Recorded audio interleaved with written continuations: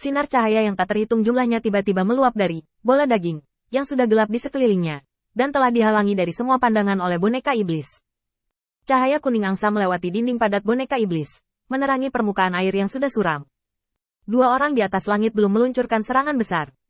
Mayat Kapten Kelima melirik ke bawah, dan ketika dia melihat Qin Yichen lagi, wajahnya menjadi sedikit lebih puas. Kapal perangmu telah diledakkan. Jika tren ini berlanjut, orang-orangmu akan sepenuhnya dikalahkan dalam 10 napas. Tapi kamu tidak perlu merasa buruk tentang itu. Lagi pula, kalah dari tim kelima yang dulunya adalah Mahkamah Agung tidak memalukan. Jika kamu tidak memiliki kata-kata terakhir selanjutnya, kamu bisa pergi dengan tenang. Mendengar kata-kata pihak lain, Qin Yichen tersenyum santai, dengan senyum yang agak tidak terduga di wajahnya.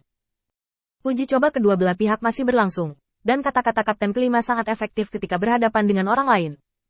Bagaimanapun, orang-orang di bawah telah dikalahkan, dan sudah waktunya baginya untuk menghadapi boneka-boneka padat ini. Ketika kekuatan tidak mencapai tingkat dewa, taktik laut manusia masih sangat efektif. Qin Yichen hanya memiliki dewa sekarang, dan belum mencapai tingkat dewa. Kapan saja, boneka iblis ini harus menjadi target yang harus diwaspadai Qin Yichen. Sangat disayangkan dia menghadap kuil penguasa cahaya, kuil yang sangat kuat sehingga orang percaya dapat mengirim informasi kepadanya kapan saja. Saya tidak khawatir tentang hal-hal berikut, Anda harus khawatir tentang itu nanti. Kata-kata Qin Yichen membuat Kapten Kelima ragu untuk sementara waktu, tetapi dia terus menguji tanpa henti. Tepat ketika tes yang membosankan tapi menegangkan akan berlanjut, Qin Yichen tiba-tiba mundur beberapa langkah. Dia melambai ke Kapten Kelima. Tunggu aku sebentar. Karena itu, Qin Yichen langsung menghubungi Zhao Wuling. Bagaimana situasi di pihakmu? Baik Kaisar Yan dan Kaisar Salju ada di sini? Oh, tidak bersama. Kalau begitu aku mengerti. Cepat, saatnya untuk memutuskan hasilnya. Jangan membuat tinta. Pada saat ini, jarak antara Qin Yichen dan boneka Kapten Kelima tidak terlalu jauh. Jika ada serangan diam-diam, Kapten Kelima melakukannya. Memiliki kesempatan ini, tetapi dia tidak bergerak. Itu saja berdiri di tempat dan menunggu akhir percakapan antara Qin Yichen dan Zhao Wuling. Dan kemudian menatap Qin Yichen. Selesai.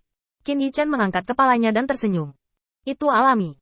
Dari saat kedua belah pihak menggunakan kesadaran mereka untuk menguji satu sama lain, Qin Yichen tahu bahwa orang yang berdiri di depannya bukanlah boneka, tetapi Kapten Kelima dari penjaga setting. Meskipun dia tidak tahu apa tujuannya atau mengapa dia bisa menipu ras iblis, pada saat ini, dia benar-benar tidak punya rencana untuk melawan Qin Yichen. Memukul. Qin Yichen dengan ragu bertanya. Bagaimanapun, kekuatan Kapten Kelima ada di sana.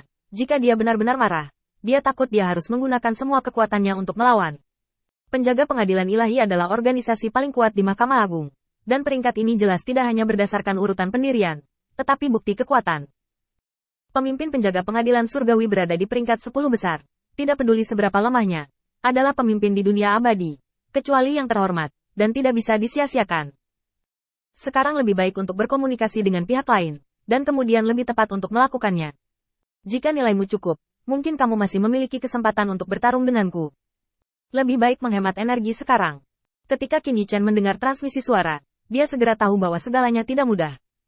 Dia segera mengangguk, hampir membodohi dirinya sendiri, dan memadatkan bola api kecil, hanya seukuran kuku.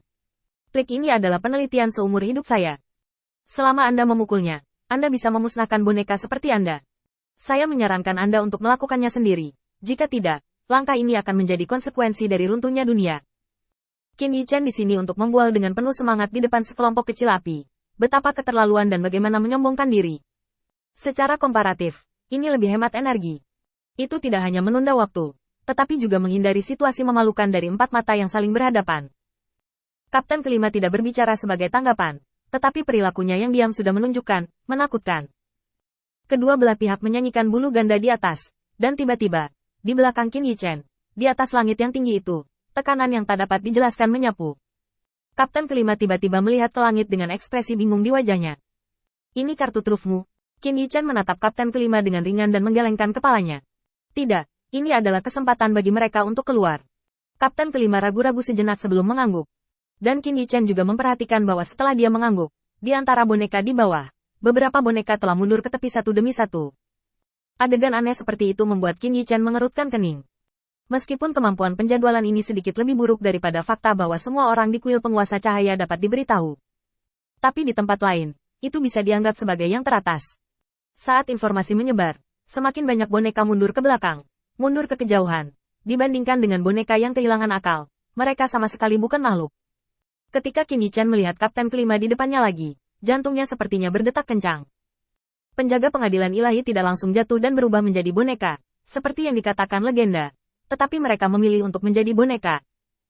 Memikirkan kembali fakta bahwa iblis parasit tidak memiliki banyak kebijaksanaan, Qin Yichan tidak bisa menahan nafas dalam hatinya. Orang-orang ini layak atas nama elit dunia peri. Pada saat yang sama karena kekuatannya tidak buruk, ia juga memiliki suasana yang penuh petualangan. Terutama kapten kelima yang membuat keputusan ini ratusan kali lebih menentukan daripada Pran Woli. Sikat. Suara pecah udara yang tajam menyapu, dan membombardir menjadi garis yang sangat ramping di kedua sisi tanah. Setelah ledakan, air yang tergenang bercampur dengan tanah, dan terangkat. Seluruh tanah bergetar, dan gelombang air yang disapu oleh ledakan itu tingginya lebih dari 10 meter. Potongan air sedalam puluhan meter ini tiba-tiba pecah. Tanah kering memercik. Mengendarai dampak ledakan, mereka datang ke sisi keduanya di langit. Kapten kelima mengulurkan tangan dan meraih gumpalan tanah, menghancurkannya dengan jari-jarinya. Melihat ke bawah, boneka iblis yang berkumpul telah dipotong menjadi dua bagian oleh garis panjang ini. Dengan mundurnya boneka iblis, kapal perang akhirnya menerobos blokade boneka-boneka ini. Deru awal, lingkaran sihir secara bertahap menjadi merah dalam operasi cepat. Ledakan. Saat gelombang suara meledak, kapal perang terbang menuju posisi saluran luar angkasa. Qin Yichan menunduk dan dengan santai melaporkan beberapa nomor kepada Zhao Wuling. Tak lama kemudian, serangan datang lagi. Tapi kali ini, mereka tidak lagi menyebabkan gangguan. Bila tajam yang dipadatkan oleh kekuatan kepercayaan, seperti hujan, menembus tubuh boneka iblis satu demi satu, memotongnya menjadi beberapa bagian, dan memotongnya menjadi daging cincang. Kedatangan bila tajam ini secara langsung mengubah situasi kapal perang saat ini, memungkinkannya untuk melakukan perjalanan tanpa hambatan.